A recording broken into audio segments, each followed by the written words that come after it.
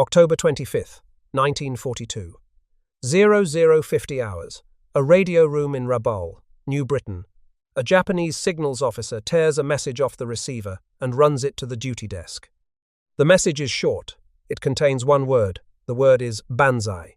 It is the prearranged success code from Lieutenant General Harukichi Hyakutake, commanding the 17th Army on Guadalcanal, and it means what every officer in the room has been waiting 11 weeks to hear. Henderson Field, the American airstrip on Guadalcanal, has been captured. The message is specific. It reads, "A little before 2300 hours, the right wing captured the airfield." Within minutes, the report is climbing the chain. From Rabaul to Vice Admiral Gunichi Mikawa's 8th Fleet, from the 8th Fleet to Admiral Isoroku Yamamoto's combined fleet headquarters at Truk, from Truk to Imperial General Headquarters in Tokyo, ships that have been holding position north of the Solomon Islands, waiting for exactly this signal, begin to move. The light cruiser Yura and 5 destroyers swing south toward Guadalcanal to shell American positions and land reinforcement troops on what is now, according to the message, a Japanese airfield. A second force, the light cruiser Sendai and 3 more destroyers, takes up a screening patrol west of the island. Yamamoto's carrier force, 4 carriers and their escorts, begins preparations for a decisive engagement with whatever American naval forces attempt to intervene. In Tokyo, staff officers at Imperial General Headquarters are already drafting the communiqué that will announce the victory to the Japanese public. Henderson Field has fallen. The campaign for Guadalcanal is over. The Americans have been driven into the sea. Except none of it is true. At the moment the Banzai signal reaches Rabaul, the airfield is not in Japanese hands. It has never been in Japanese hands. At the moment the signal is sent, 400 meters south of the runway.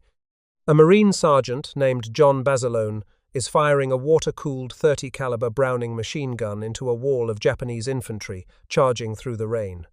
The barrel is so hot he is burning the skin off his forearms every time he adjusts it. He has been firing for over an hour. The men around him are dead or wounded, and the line has not broken. 3 kilometers to the east, along a jungle ridge, Platoon Sergeant Mitchell Paige is doing the same thing, alone, moving from gun to gun as the men in his section fall, firing each weapon until it jams or runs dry, then crawling to the next. The Japanese are not inside the airfield. They are dying in front of it, in numbers that will not be fully counted for days. At 0430 hours, less than 4 hours after the Banzai signal was sent, Hyakutake's headquarters sends a second message. It rescinds the first. The capture report was wrong.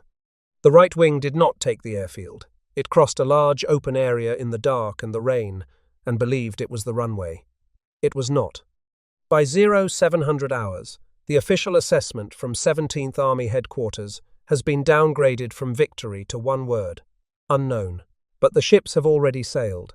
The cruiser Yura is already south of the slot, and by the end of that day, Cactus Air Force dive bombers, flying from the airfield that was supposed to have been captured 12 hours earlier, will put 2 bombs into Yura's engine room and leave her burning. Her crew will be evacuated. Japanese destroyers will scuttle her with torpedoes. She will sink at 1830 hours, roughly 18 hours after a radio message announced that the planes which killed her no longer had a runway to fly from. This is a story about a lie. Not the kind of lie a man tells to save himself, but the kind of lie a system tells, because it has lost the ability to hear the truth.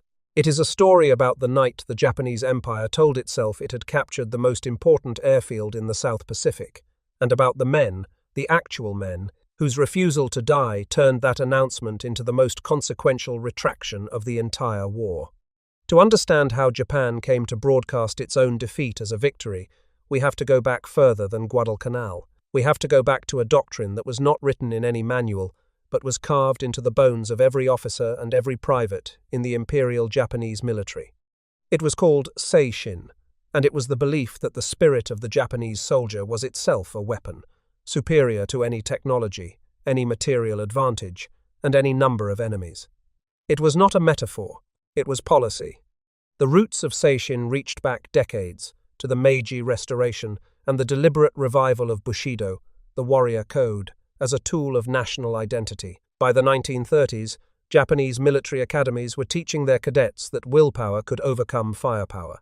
that the Japanese race possessed a spiritual discipline that Western nations, softened by democracy and commerce, could never match.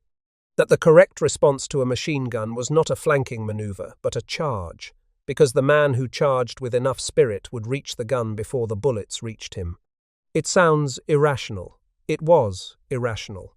But for a brief and terrible window of time, it appeared to work, and that window is essential to understanding everything that followed.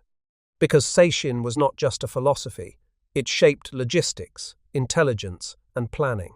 If spirit was the decisive factor, then material calculations were secondary. If Japanese soldiers were spiritually superior, then a smaller force could always defeat a larger one, which meant intelligence reports that showed the enemy in greater numbers than expected were met with skepticism rather than concern. If willpower could overcome any obstacle, then a plan that relied on a week-long march through impenetrable jungle was not reckless. It was an expression of faith. December 7th, 1941, Pearl Harbor. The attack was not spiritual. It was one of the most meticulously planned operations in naval history.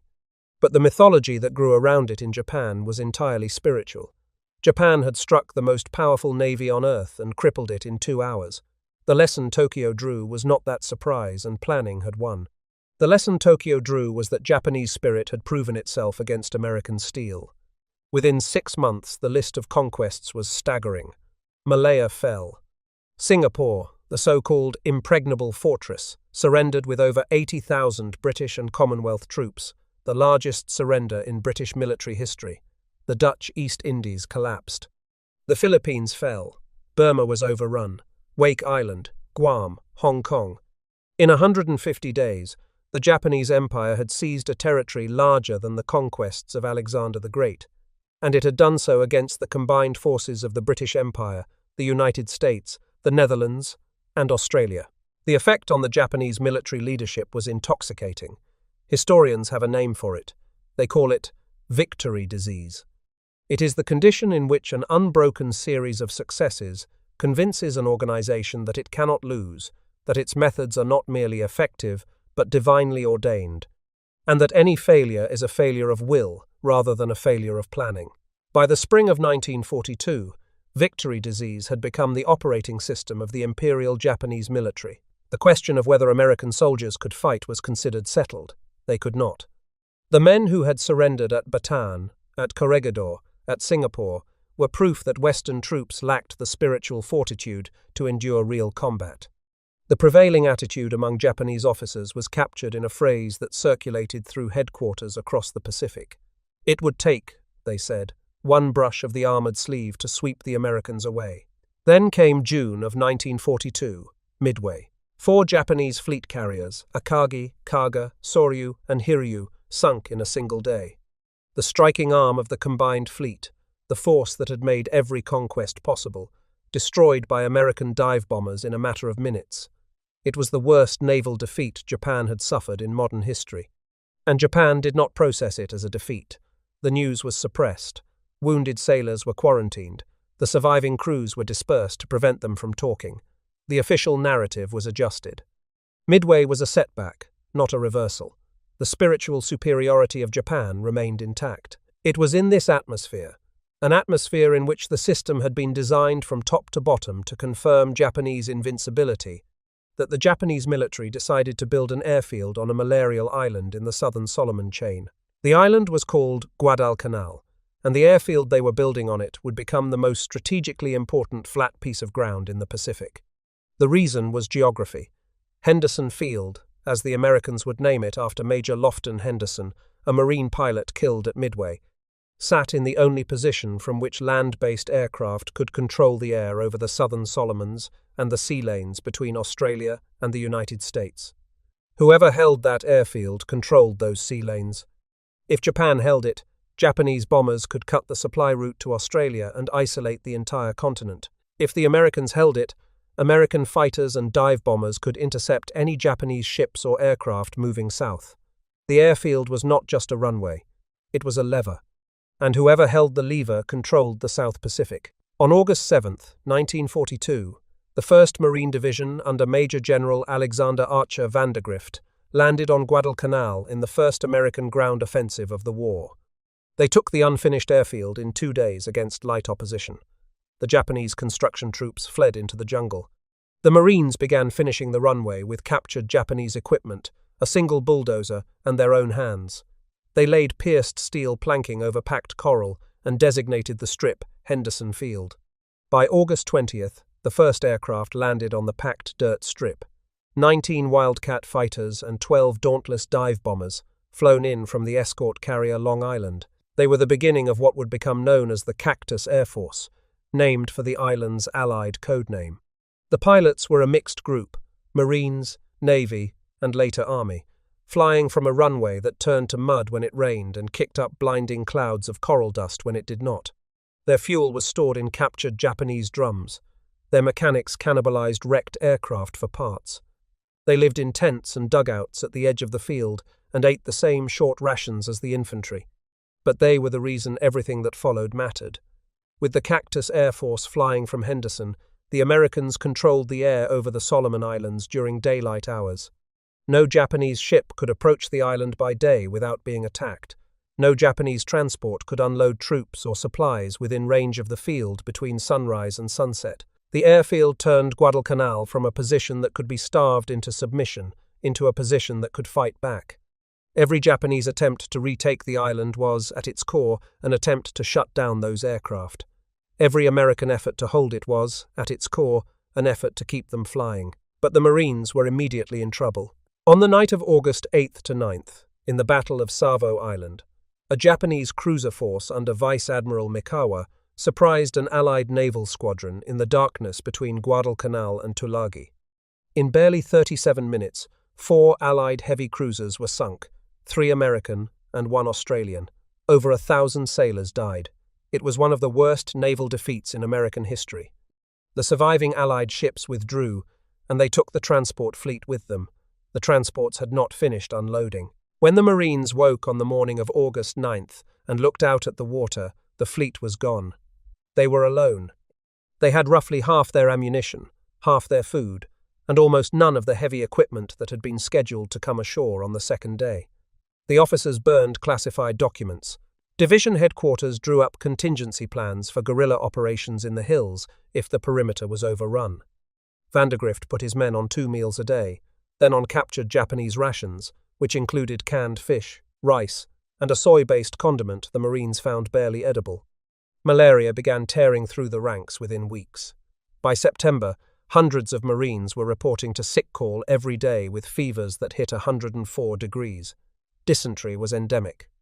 Fungal infections rotted boots and uniforms. The heat was suffocating during the day. The rains turned the airfield into a mud pit at night. And every few days, Japanese warships appeared offshore and shelled the perimeter, a reminder that the enemy controlled the sea after dark. The Marines called it the Canal. They did not say it with affection. It was the most miserable piece of ground any of them had ever stood on, and the men who held it knew that if they lost the airfield, there was no fleet coming to rescue them. They held it anyway. What happened next was the first crack in the doctrine of spiritual superiority, and it happened so fast that the men who caused it did not understand what they had broken. Colonel Ichiki landed on Guadalcanal on the night of August 18th with 917 men. His orders were to retake the airfield. His personal diary, captured after the battle, reads like a man planning a parade, not a fight. August 18th, landing. August 20th, march by night and battle. August 21st, enjoyment of the fruit of victory. He did not bother to reconnoiter the American positions. He did not wait for reinforcements. He did not consider that the Americans might fight. In the early hours of August 21st, he sent his men across the sandbar at the mouth of the Ilu River, misidentified in Marine records as the Tenaru, in a frontal charge against dug-in Marines of the 1st and 2nd Battalions, 1st Marines. The Marines had barbed wire. They had machine guns. They had 37mm guns loaded with canister rounds, which turned each cannon into a giant shotgun. They had the 11th Marines' 75mm howitzers registered on the sandbar. And later that morning they had M3 Stuart light tanks, which rolled down the beach and ground through the coconut grove where the surviving Japanese had taken cover. Of the 917 men in Ichiki's first element, 789 were killed. About 30 survived and joined a rear guard of roughly 100 men who had not participated in the attack. Ichiki himself was killed or took his own life. The Marines lost 34 dead and 75 wounded. It should have been a signal. It should have told Tokyo that the Americans on Guadalcanal were not the demoralized garrison troops of Bataan. These were United States Marines, and they were not going to be swept away by spiritual willpower. But victory disease does not process signals. Victory disease processes confirmations. The destruction of the Ichiki detachment was filed in Tokyo not as evidence that American troops could fight, but as evidence that Ichiki had been reckless. The problem was not the doctrine. The problem was the man, so they sent more men. On September 12th, Major General Kiyotake Kawaguchi's 35th Infantry Brigade, roughly 3,000 men, attacked a ridge 1 mile south of Henderson Field. The Americans called it Edson's Ridge, after Lieutenant Colonel Merritt Edson, the commander of the 1st Marine Raider Battalion, a quiet, red-haired officer with a voice so soft, men had to lean in to hear him, and a tactical instinct that bordered on clairvoyance. Edson had positioned his raiders and the 1st Parachute Battalion, about 840 men in total, on the ridge because he believed, correctly, that the Japanese main effort would come from the jungle to the south. He was right. Kawaguchi's men hit the ridge again and again over 2 nights, launching wave after wave of attacks. The fighting was at close quarters, sometimes with bayonets and entrenching tools.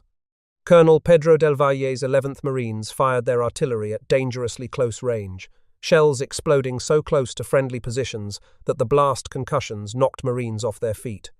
At one point during the second night, the Japanese penetrated to within 1,000 yards of the airfield itself. Edson rallied his men with a calmness that survivors would describe as almost eerie. The ridge held. Kawaguchi's brigade was broken. The cost was severe on both sides. The Japanese lost over 600 dead. The raiders and parachutists together lost roughly 60 killed and over 200 wounded. Edson received the Medal of Honor. But the significance of the battle went beyond the ridgeline. When news of the defeat reached Imperial General Headquarters, something unusual happened. An emergency session was called. The conclusion of that session, recorded in official Japanese records, was that Guadalcanal might develop into the decisive battle of the war. Not a sideshow, not a secondary theatre, the decisive battle. The stakes had become existential, and the system that could not hear failure was about to bet everything on one more attack. Lieutenant General Hyakutake, commanding the 17th Army, took personal charge. He brought in his best available division, the 2nd Division, known as the Sendai Division, one of the most experienced formations in the Japanese Army. It had fought in China. It had fought in Java. Its commander was Lieutenant General Masao Maruyama, and Maruyama arrived on Guadalcanal in early October with a declaration that would have been routine in any Japanese headquarters of that era. He said there was no position that could not be breached by a simultaneous rushing attack if proper control of troops was maintained. Spirit would prevail. The plan was ambitious. Maruyama would take roughly 7,000 men of the Sendai Division on a flanking march through the jungle south of Henderson Field, cut a new trail through 15 miles of the worst terrain on Guadalcanal, and attack the southern face of the American perimeter, which intelligence suggested was lightly defended.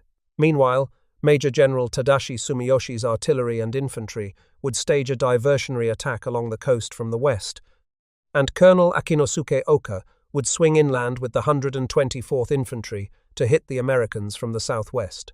The attack was scheduled for October 22nd. Before the ground assault, the Japanese Navy delivered what they believed would be the killing blow to the Cactus Air Force. On the night of October 13th, the battleships Congo and Haruna sailed into Iron Bottom Sound and, for 83 minutes, poured 14-inch shells into Henderson Field. They fired 973 rounds. It was the most devastating naval bombardment the Marines endured during the entire campaign. 41 men were killed. Fuel dumps exploded. 48 of the 90 aircraft on the field were destroyed or damaged beyond repair. Craters pocked the runway. The shelling was so intense that Marines in their foxholes later said they believed the end had come. But the field was not dead. By morning, Marine engineers were filling craters. Mechanics were pulling salvageable parts from wrecked aircraft. Pilots were in the air by noon, flying from a runway that looked like a moonscape. Within days, replacement aircraft were flown in. The Cactus Air Force refused to die, and every bomb it dropped on a Japanese ship or troop column in the days that followed was proof that the bombardment had failed to accomplish its purpose. It did not go as planned. Nothing about the Sendai Division's march through the jungle went as planned. The trail that engineers had begun cutting on October 12th was not a trail. It was a line hacked through ravines, swollen rivers, and ridgelines so steep that men had to haul themselves up by vines and slide down on their backs. Each soldier carried his own equipment, ammunition, and an artillery shell. The division's heavy weapons, its machine guns, its mortars, its mountain guns, were dragged on ropes and wooden skids. One by one, as the trail grew worse, they were abandoned. By most accounts, only a single mountain gun ever reached a firing position. The men went on half rations of raw rice. Cooking fires were forbidden because the smoke would reveal their position. A Japanese sergeant named Hara, whose account survived the campaign, recalled the conditions. On the 20th, the date set for the offensive to begin, we had finally reached the Lunga River crossing, but there was no airfield, and there remained 15 to 20 kilometers of rough trail still ahead. The provisions we brought with us had already reached bottom, being only enough for one day remaining. The jungle was not neutral terrain. It was an enemy in its own right. Roots reached ankle height every few steps. Mud sucked boots off men's feet. Fallen trees blocked the trail every 100 meters. The air was thick, humid, and close, with temperatures that barely dropped below 80 degrees even at night. Insects were constant. Mosquitoes carrying malaria, ants, leeches that attached to skin wherever clothing rode up. Men collapsed from heat exhaustion and were left where they fell because the column could not stop. What was supposed to be a short march became a week of agony. Maruyama reached the Lunga River on October 20th, believing he was 4 miles from the airfield. He was actually 8 miles south. The attack was postponed from the 22nd to the 23rd. Then, from the 23rd to the 24th, communication with Sumiyoshi along the coast broke down. The coastal diversionary attack went in on the night of October 23rd, a day early, because Sumiyoshi could not reach the infantry commander to tell him about the postponement. 2 battalions and 9 tanks of the 1st Independent Tank Company attacked across the Matanikau sandbar. Marine artillery and 37mm anti-tank guns destroyed all 9 tanks. Marine patrols later counted roughly 600 Japanese dead. The diversion was wasted. The main attack had not even started. On the American side of the perimeter, the man holding the southern face was Lieutenant Colonel Lewis Burwell Puller, known to every Marine who ever served as Chesty. Puller's 1st Battalion, 7th Marines, roughly 700 men, was stretched across 2,500 yards of defensive line, the sector the Marines had nicknamed Coffin Corner. The open ground in front of their positions was called the bowling alley. Behind them was Henderson Field. In front of them was jungle. And somewhere in that jungle, 7,000 men of the Sendai Division were trying to find a way through. At approximately 21:30 hours on October 24th, Sergeant Ralph Briggs, manning a forward observation post 3,000 yards beyond Puller's main line with 46 Marines, picked up his field telephone and called the battalion command post. His message was calm and precise. "Colonel, there are about 3,000 Japs between you and me. They have been all around us, singing and smoking cigarettes, heading your way." Puller got Briggs and his men back through the wire. Then he waited. The first assault came at approximately 00:30 hours on October 25th. Captain Jiro Katsumata's 11th Company of the 29th Infantry's 3rd Battalion hit Puller's A Company head-on. The Japanese ran into barbed wire strung between the trees. Marine machine guns, rifles and mortars opened up simultaneously.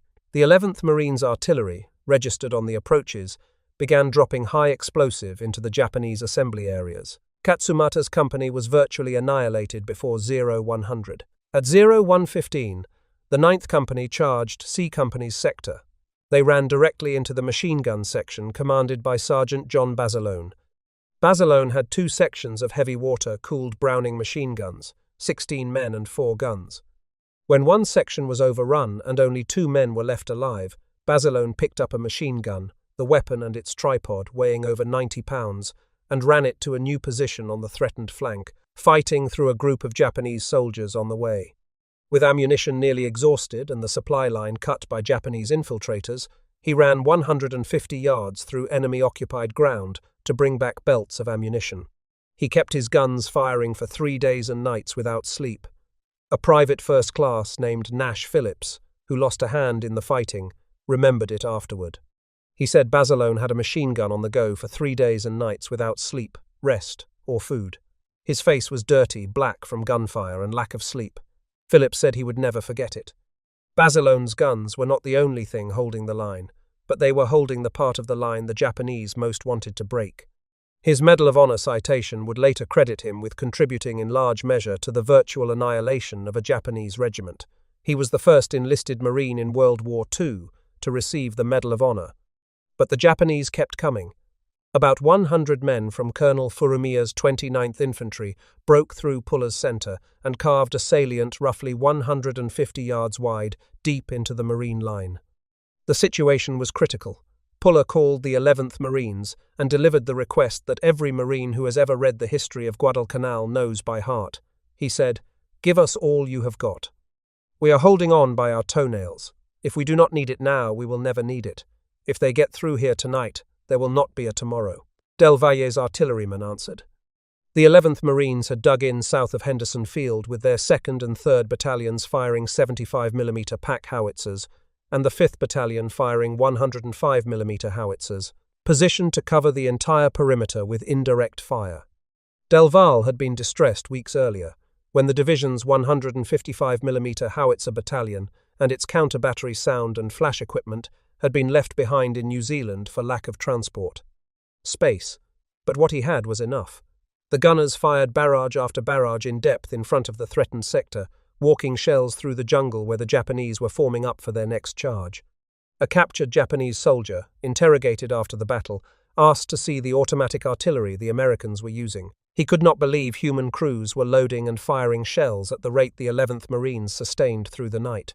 The artillery bought time, but Puller needed more than time. Then Puller did something that had never been done before in the Pacific War.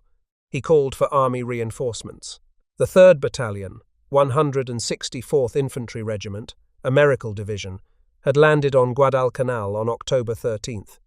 They were soldiers, not Marines, and in 1942, the institutional rivalry between the Army and the Marine Corps was not a joke. It was a cultural wall. Marines did not ask the Army for help. The Army did not fight alongside Marines. It simply was not done. Puller did not care what was done. He needed men. Lieutenant Colonel Robert Hall, commanding the 3rd Battalion, brought his soldiers forward through the rain and the dark, guided into position along Puller's line practically by hand. Marines and soldiers were not given separate sectors.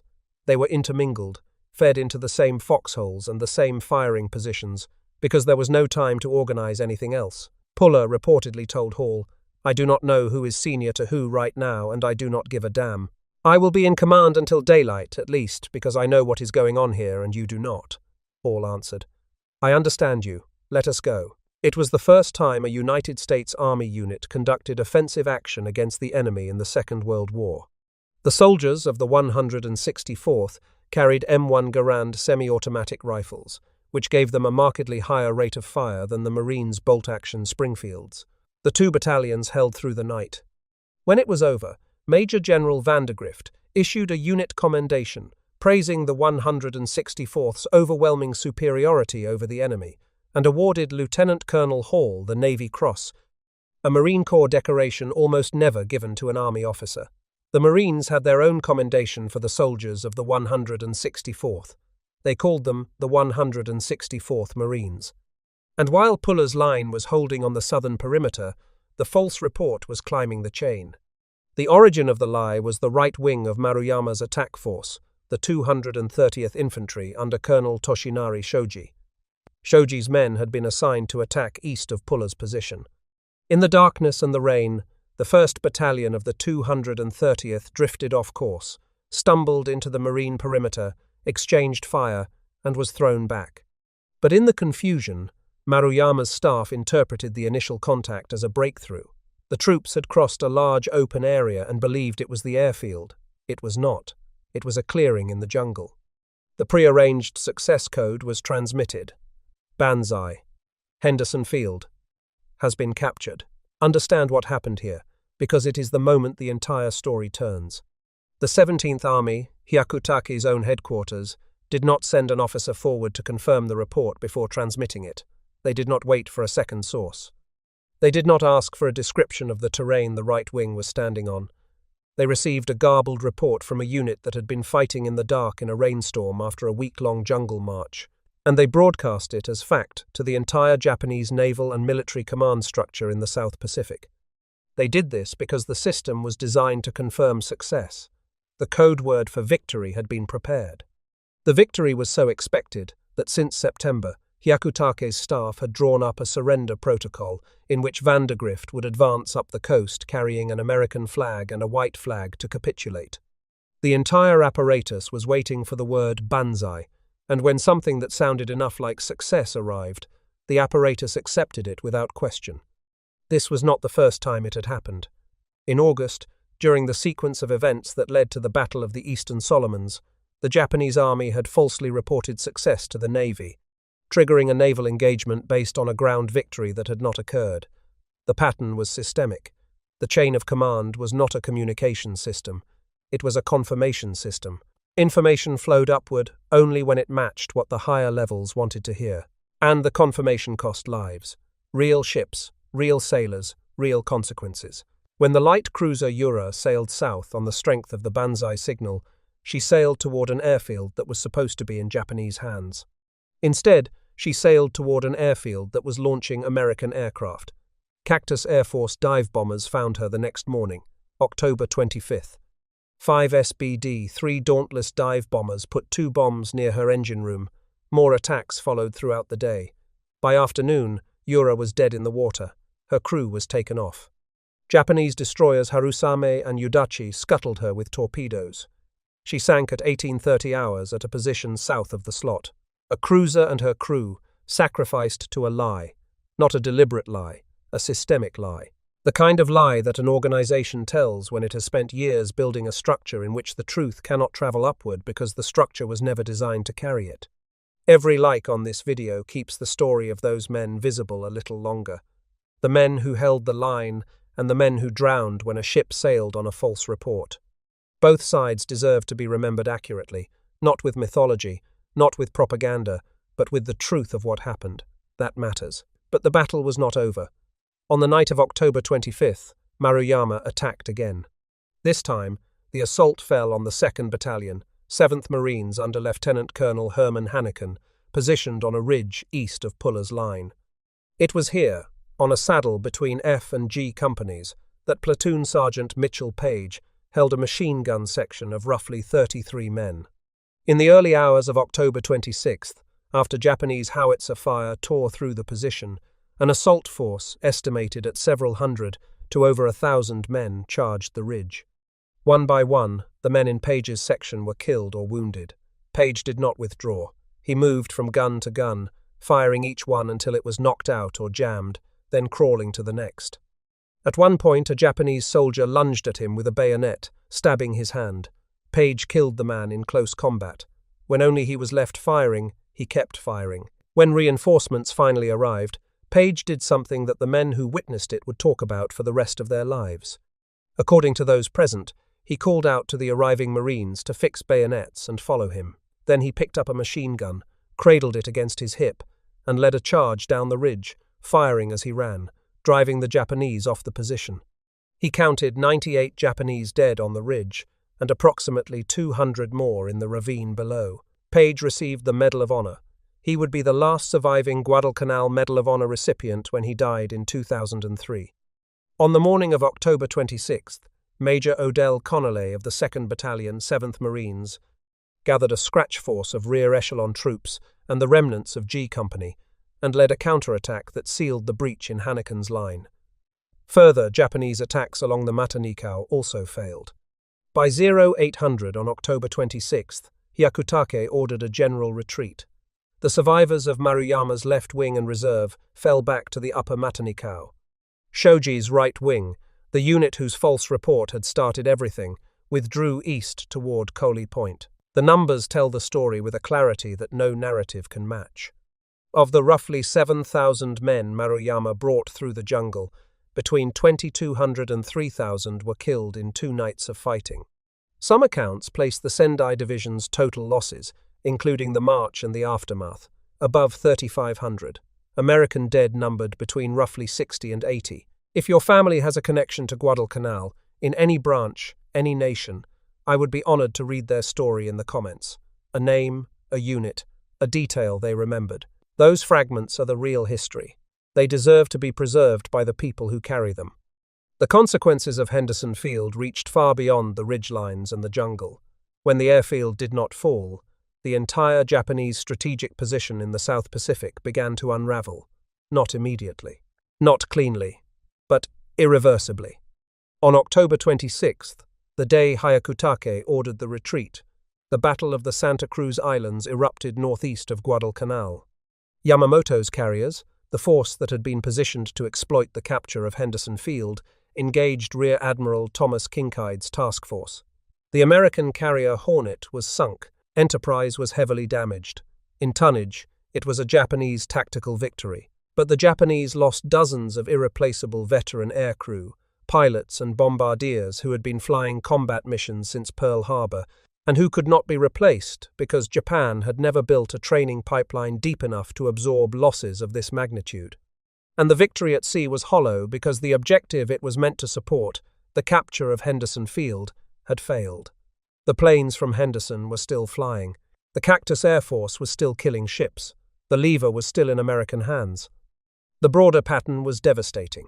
To feed the Guadalcanal campaign, Hyakutake, with the concurrence of Imperial General Headquarters, halted the advance on Port Moresby along the Kokoda track in New Guinea. Japanese forces that had pushed to within roughly 30 kilometers of their objective were ordered to withdraw until what headquarters called the Guadalcanal matter was resolved. Guadalcanal was not just consuming Japanese troops, it was consuming Japanese strategy.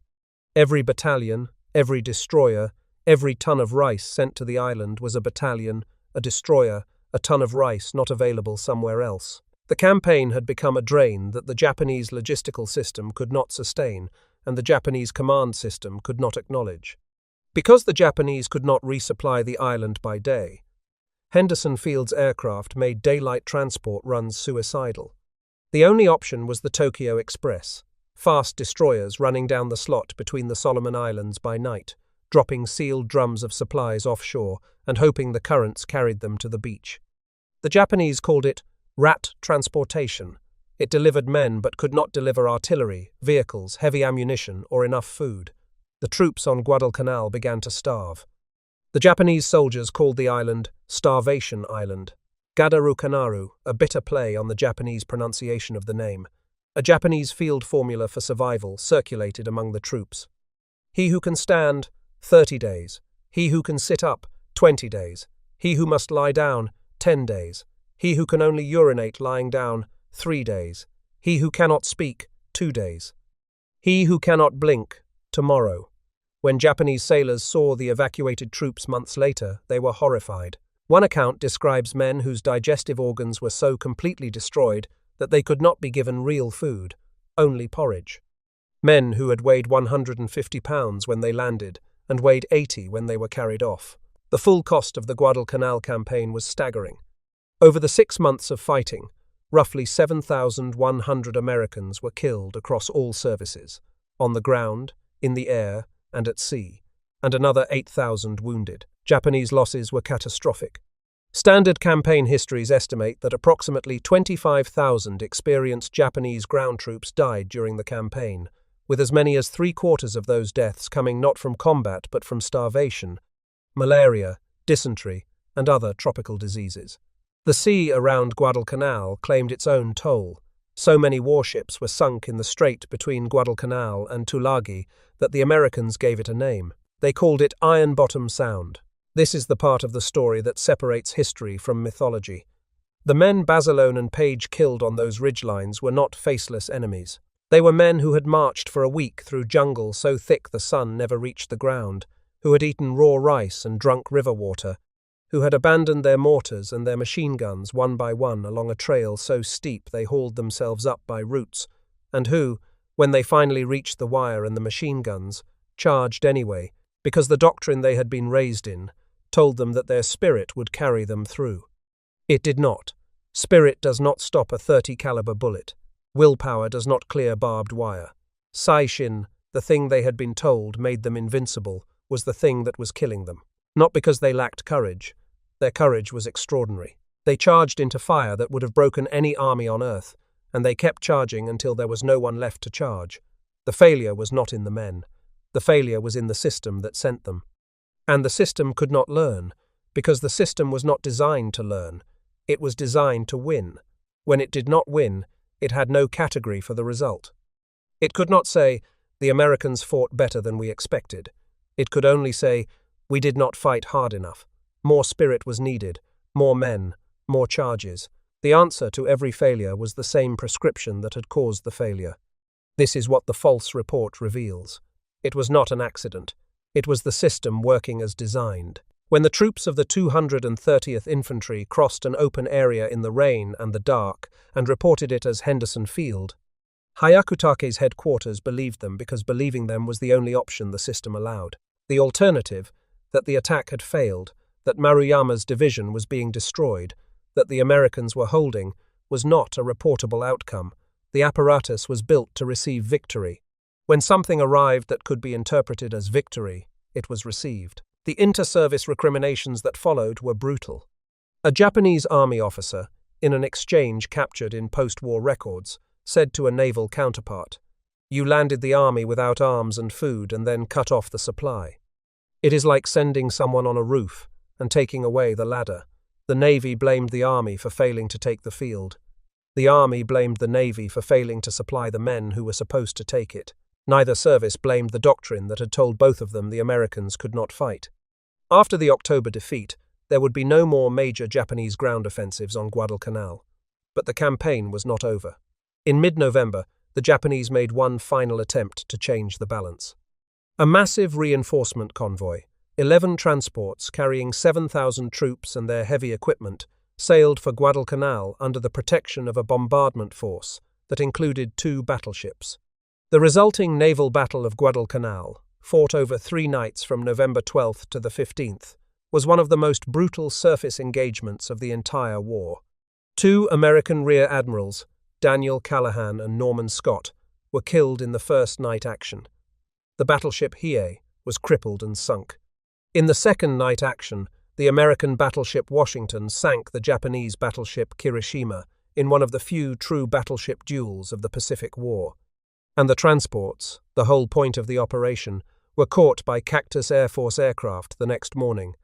Only 4 of the 11 reached the beach. Those 4 were run aground and burned by their own crews to unload what they could before American aircraft finished them off. Most of the heavy equipment, the artillery and the vehicles that Hyakutake's starving army desperately needed, was lost. The November naval battle ended Japanese hopes of retaking Guadalcanal. Emperor Hirohito endorsed the decision to evacuate on December 31st, 1942. In early January of 1943, Lieutenant Colonel Kumao Imoto landed on Guadalcanal carrying the withdrawal order. Operation KE, the evacuation, was carried out on the nights of February 1st, 4th, and 7th, 1943. Japanese destroyers under Rear Admiral Shintaro Hashimoto pulled 10,652 men off the island. 600 of them died despite the rescue. 3,000 more needed extended hospitalization. The Americans did not realize it was an evacuation until it was over. On February 9th, Major General Alexander Patch, who had replaced Vandergrift, sent a message to Admiral William Halsey. It said, "The total and complete defeat of Japanese forces on Guadalcanal." Japanese authorities presented the withdrawal to their public as a strategic redeployment, claiming the troops' mission had been fulfilled. Senior officers knew the truth. Guadalcanal was a military failure of the First Order, the first campaign Japan had lost in the war, and the campaign that put Japan permanently on the defensive. The honest assessment of the Japanese military at Guadalcanal, the one that matters for history rather than for nationalism on either side, is this. The Japanese soldier was individually brave to a degree that defies ordinary language. The Japanese officer corps was tactically competent and personally courageous. The Japanese logistics system was overwhelmed by distance, American air power, and the limitations of the Tokyo Express. But the deepest failure was not logistics and was not courage. The deepest failure was a command system that had been built to transmit success and could not transmit truth. Every signal in the chain was optimized for confirmation. The intelligence assessments consistently underestimated American strength. The official U.S. Army history records that the early Japanese estimates of American strength had proved to be disastrously low. In October, the Japanese believed roughly 10,000 Americans held the Guadalcanal perimeter. The actual number was over 23,000. The gap between the estimate and the reality was not an error, it was a feature. The system could not report that the Americans were strong because strength in the enemy contradicted the doctrine of Japanese spiritual superiority. If the Americans were strong, then spirit was not enough, and spirit had to be enough, because spirit was all the doctrine had. The Americans, by contrast, had built a system that could barely communicate at all, and it saved them. Puller's lines had no real-time communication with Vandergrift's headquarters during the worst of the fighting. Basilone was not receiving orders from anyone. Paige was not reporting to anyone. The men of the 164th Infantry were fed into Marine positions in the dark, by hand, and fought without knowing the names of the men beside them. The American system was ugly. It was improvised. It was held together by field telephones and shouted conversations, and the personal initiative of sergeants and corporals who had no contact with anyone above them and made decisions on their own because there was no one else to make them. But it had one advantage the Japanese system did not. It could hear failure. When Puller called the 11th Marines and said, "We are holding on by our toenails," that message was heard. When he said, "Send the army came. When Briggs called from his forward post and said 3,000 Japanese were heading for the line, Puller did not question whether the report fit the expected narrative. He got Briggs out and prepared his defense. The American system was not efficient. It was honest. And honest, in a war fought in the dark, in the rain on an island at the end of the world, turned out to be the thing that mattered. Sergeant John Basilone received the Medal of Honor in Australia on May 21, 1943. He was the most famous enlisted Marine in the country. He was offered a commission and a stateside assignment. He turned both down. He requested a return to combat duty. On February 19, 1945, he landed on Iwo Jima with the 27th Marines, 5th Marine Division. He was killed that morning on the black sand beach, leading his machine gun platoon under fire. He was 28 years old. He received a posthumous Navy Cross. His hometown of Raritan, New Jersey, has a statue of him on the main street. Platoon Sergeant Mitchell Paige received his Medal of Honor the same day as Basilone. He was commissioned as a second lieutenant in the field. He served for the rest of the war and remained in the Marine Corps, retiring as a colonel. He spent decades preserving the memory of the men who had fought beside him on that ridge, the men whose names most Americans have never heard. He was the last surviving Medal of Honor recipient from Guadalcanal when he died on November 15, 2003. He was 85 years old. Lieutenant Colonel Chesty Puller received his 3rd Navy Cross for the defense of Henderson Field. He would receive a 4th at Cape Gloucester and a 5th in Korea, making him the most decorated Marine in the history of the Corps. Lieutenant Colonel Robert Hall, the Army officer who walked his battalion into a Marine fight in the dark because Puller asked him to, received the Navy Cross and the enduring respect of men who had every institutional reason to withhold it. Colonel Pedro del Valle, whose 11th Marines artillery broke every Japanese attack that reached the wire, later became the first Hispanic American to achieve the rank of Lieutenant General in the United States Marine Corps. Private First Class Nash Phillips, who lost his hand in the fighting and remembered Basilone's face black with powder and sleeplessness, went home and carried that memory for the rest of his life. Sergeant Ralph Briggs, who sat in a forward hole with 46 Marines while 3,000 Japanese soldiers walked past him in the dark, and calmly picked up a telephone to report it, went back to being a man whose name most histories do not record. The Sendai Division was effectively destroyed. The unit that had fought in China and Java, one of the proudest formations in the Japanese army, was reduced to a starving remnant within weeks of the October battle. Many of its survivors did not survive the retreat. A Japanese officer of the Sendai Division, in a diary recovered after the battle, wrote an entry that is among the most quietly devastating documents to come out of the Pacific War. He had lost his regimental colors, the flag that represented the honor of his unit, and, in the Japanese military tradition, the honor of the emperor himself. He wrote, I do not know what excuse to give. I apologize for what I have done. I am going to return my borrowed life today. He killed himself. He was not a coward. He was a man whose system had given him no category for what had happened. He had been told that spirit would prevail. Spirit had not prevailed. He had been told that the Americans could not fight. The Americans had fought. He had been told that failure was a failure of will. So when the battle was lost, the only conclusion the doctrine allowed was that his will had not been enough, and the only response the doctrine permitted was death. That is the real cost of a system that cannot hear the truth.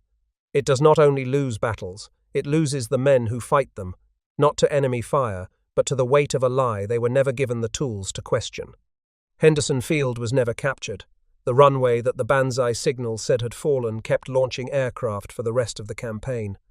The Cactus Air Force, flying from the same dirt strip that Maruyama's 7,000 men had died trying to reach, controlled the skies over the southern Solomons by day, sank Japanese transports, intercepted Tokyo Express runs, and made the island untenable for the Japanese force that was slowly starving in the jungle west of the Matanikau. The airfield that was reported captured at midnight and retracted by dawn was the hinge on which the Pacific War turned.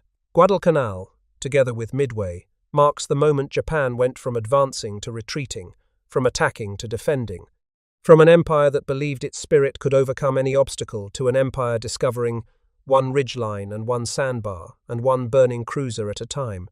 That belief is not a strategy.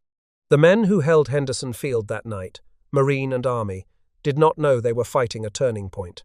They knew they were fighting to survive. Basilone was not thinking about the future of the Pacific War. He was thinking about keeping his guns firing. Paige was not thinking about the failure of Japanese doctrine. He was thinking about the next gun that still had ammunition. The soldiers of the 164th were not thinking about making history. They were thinking about the Marine next to them in the foxhole, whose name they did not know, and whose life depended on whether they held their position through the night. They held it. All of them. Together. And by morning, the most important lie of the Pacific War had been corrected, not by a message from headquarters and not by an official retraction, but by the men in the mud who simply refused to make it true. If this story gave you something to think about, hit that like button. It helps this investigation reach the viewers who care about getting the history right. Not the history that flatters either side, or not the history that simplifies what was complicated, but the history that happened, with the names, the details, and the cost. Subscribe if you want the next chapter. There are more of these stories, and nearly all of them are about men on both sides of the line who deserved better than the systems that sent them. They had names, they came from somewhere, and they deserve to be remembered not as symbols of victory or defeat, but as what they actually were. Men, in the dark, in the rain, trying to do the thing in front of them because no one else was going to do it for them.